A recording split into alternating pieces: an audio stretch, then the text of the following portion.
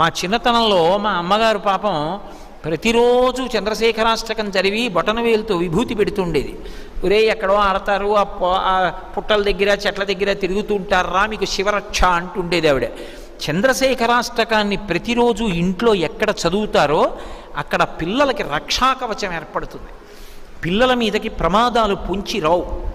అందుకే మార్కండేయుడు నన్ను రక్షించమని అడగలేదు, నేను శివుడి పాదములు పట్టుకొని ఉండగా నువ్వు నన్ను ఏం చేస్తావని అడిగాడు.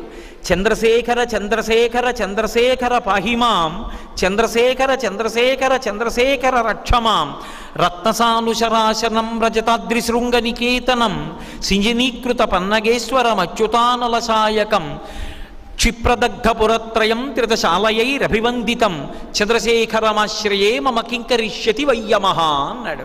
చంద్రశేఖరమాశ్రయే, నేను చంద్రశేఖరుణ్ణి ఆశ్రయించి ఉన్నాను.